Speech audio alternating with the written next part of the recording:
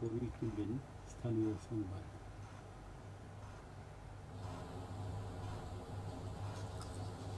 আসসালামু আলাইকুম। সন্ধ্যে ৭টা, বাংলাদেশ বেতার সিলেট সংবাদ পড়ছি মোহাম্মদ ফয়সাল উদ্দিন। পানি সম্পদ মন্ত্রী মোহাম্মদ শহীদুদ্দিন চৌধুরী অ্যানি বলেছেন, সিলেটের জকিগঞ্জ ও কানাইঘাট উপজেলার নদী ভাঙন রোধে উদ্যোগ নেওয়া হয়েছে। তিনি আজ জাতীয় সংসদ অধিবেশনে ৭১ বিধিতে উত্থাপিত জরুরি জনগুরুত্ব সম্পন্ন নোটিশের সিদ্ধান্ত প্রস্তাবের উপর আলোচনায় অংশ নিয়ে এই কথা বলেন। তিনি জানান, সুরমা কুশিয়ারা নদী অববাহিকার উন্নয়ন ও সমন্বিত পানি ব্যবস্থাপনা প্রকল্পের আওতায় ১,২৭৩ কোটি টাকার একটি প্রকল্প অনুমোদিত হয়েছে। মন্ত্রী আরও বলেন, প্রকল্পের আওতায় জকিগঞ্জ ও কানাইঘাটে ৫.৭৬ কিলোমিটার নদী তীর প্রতিরক্ষা কাজ বাস্তবায়ন করা হবে। তিনি জানান, সিলেট সীমান্তবর্তী এলাকা হয় বাংলাদেশ ভারত সমন্বয়ের মাধ্যমে কাজটি বাস্তবায়নের উদ্যোগ নেওয়া হচ্ছে। বাণিজ্য, বস্ত্র ও পাট এবং শিল্পমন্ত্রী খন্দকার আব্দুল মুক্তাদির একদিনের সফরে আগামীকাল সিলেট আসছেন। দুপুরে তিনি ঈদগাহ গেট জামে মসজিদে জুমার নামাজ আদায় করবেন। বিকেলে তিনি সিলেট জেলা পরিষদে জেলা পরিষদের নিজস্ব তহবিলে বিভিন্ন ব্যক্তি ও প্রতিষ্ঠানের অনুকূলে আর্থিক অনুদান প্রদান অনুষ্ঠানে প্রধান অতিথি হিসেবে যোগদান করবেন। পরে মন্ত্রী লাকাতুরা গলফ ক্লাব ও টুকের বাজার চা শ্রমিকদের সাথে মত বিনিময় এবং উপজেলা ক্রীড়া সংস্থার উদ্যোগে চা বাগানের শিশুদের মধ্যে খেলার সামগ্রী বিতরণ অনুষ্ঠানে প্রধান অতিথি হিসেবে যোগদান করবেন।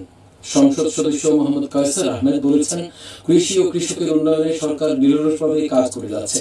তিনি আজ সুনামগঞ্জের জগন্নাথপুরে কৃষি প্রণোদনা কর্মসূচির আওতায় ক্ষুদ্র ও প্রান্তিক কৃষকদের মধ্যে বিনামূল্যে আউশ ধানের বীজ ও রাসায়নিক সার প্রদানকালে এই কথা বলেন। তিনি বলেন, রিং বাঁধ নির্মাণ এবং কৃষি কার্ডের সঠিক ব্যবহারের মাধ্যমে কৃষকদের সার্বিক উন্নয়ন নিশ্চিত করা হবে। উপজেলা কৃষি অফিস চত্বরে ১,০০০ ক্ষুদ্র ও প্রান্তিক কৃষকদের এই বীজ ও সার প্রদান করা হয়। এই সময় বিভিন্ন সরকারি দপ্তরের কর্মকর্তা, রাজনৈতিক নেতৃবৃন্দ এবং কৃষকরা উপস্থিত ছিলেন। পরে তিনি জগন্নাথপুরে মাইয়ের হাওরে ধান কর্তন উৎসবের উদ্বোধন করেন। হবিগঞ্জ জেলায় প্রায় ৩,২৬,৪৭৫ জন শিশুকে হাম রুবেলা টিকা দেওয়ার লক্ষ্যমাত্রা নির্ধারণ করা হয়েছে। আগামী ২০ এপ্রিল থেকে ১০ই মে পর্যন্ত জেলার ৯টি উপজেলার ৭৮টি ইউনিয়ন এবং ২টি পৌরসভায় এই টিকাদান কর্মসূচি পরিচালিত হবে। জেলায় ১,৯১৩টি অস্থায়ী এবং ১১টি স্থায়ী টিকাদান কেন্দ্র প্রস্তুত করা হয়েছে। আজ সিভিল সার্জন কার্যালয়ে সাংবাদিক সম্মেলনে এই তথ্য জানান সিভিল সার্জন রত্নদীপ বিশ্বাস। জেলায় ১০৩ জন শিশুর মধ্যে হাম রুবেলা আক্রান্ত হওয়ার সন্দেহ দেখা দিলেও পরীক্ষা নিরীক্ষার মাধ্যমে ৭ জনকে শনাক্ত করা হয়েছে। তবে এ পর্যন্ত এ রোগে কোনো মৃত্যুর ঘটনা ঘটেনি। এই কর্মসূচির আওতায় ৬ মাস থেকে ৫ বছরের কম বয়সী সকল শিশুকে ১ ডোজ হাম রুবেলা ভ্যাকসিন সাবকন্টিনিউয়াস পদ্ধতিতে প্রদান করা হবে। এই সময় প্রিন্ট ও ইলেকট্রনিক্স মিডিয়ার প্রতিনিধিরা উপস্থিত ছিলেন। সিলেটের গোয়াইনঘাট উপজেলার সদর ইউনিয়নের অলিরখাল নদীর উপর একটি সেতু নির্মাণের উদ্যোগ নেওয়া হয়েছে। এই লক্ষ্যে শ্রম ও কর্মসংস্থান এবং প্রবাসী কল্যাণ ও বৈদেশিক কর্মসংস্থান মন্ত্রী আরিফুল হক চৌধুরীর নির্দেশনায় উপজেলার প্রকৌশলীর নেতৃত্বে সেতু নির্মাণস্থলের সম্ভাব্যতা যাচাই কার্যক্রম সম্পন্ন হয়েছে। এসএসসি ও সমমান পরীক্ষা সুষ্ঠু ও শান্তিপূর্ণ এবং নকলমুক্ত পরিবেশে গ্রহণের লক্ষ্যে অবহিতকরণ সভা অনুষ্ঠিত হয়েছে আজ মৌলভীবাজারে। জেলা প্রশাসক কার্যালয়ে অনুষ্ঠিত সভায় সভাপতিত্ব করেন জেলা প্রশাসক তৌহিদুজ্জামান পাভেল। সভায় জানানো হয়, নিরাপত্তা ব্যবস্থা, প্রশ্ন ও উত্তরপত্রের নিরাপত্তা নিশ্চিতকরণ, সিসিটিভি স্থাপন, ভিজিলেন্স ও মোবাইল কোর্ট গঠন, কোচিং সেন্টার বন্ধ, পরীক্ষা চলাকালে মোবাইল ফোন নিষিদ্ধ রাখা এবং প্রশ্নপত্র ফাঁস প্রতিরোধে প্রয়োজনীয় সব ব্যবস্থা ইতোমধ্যে গ্রহণ করা হয়েছে। জেলার ৫৫টি কেন্দ্রে পরীক্ষার্থীর সংখ্যা ৪২,৪২৫ জন।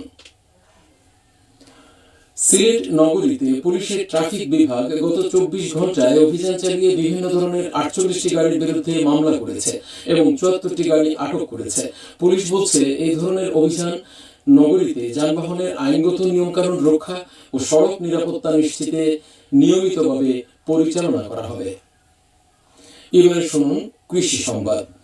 সুনামগঞ্জের হাওর অঞ্চলে শুরু হয়েছে বড় ধান কাটার উৎসব। কৃষকের ধান ঘরে তুলতে বিভিন্ন এলাকা থেকে শ্রমিকদের আগমন ঘটছে হাওর এলাকায়। তাদের সঙ্গে রয়েছে ধান কাটার প্রয়োজনীয় সরঞ্জাম ও দৈনন্দিন ব্যবহারের জিনিসপত্র।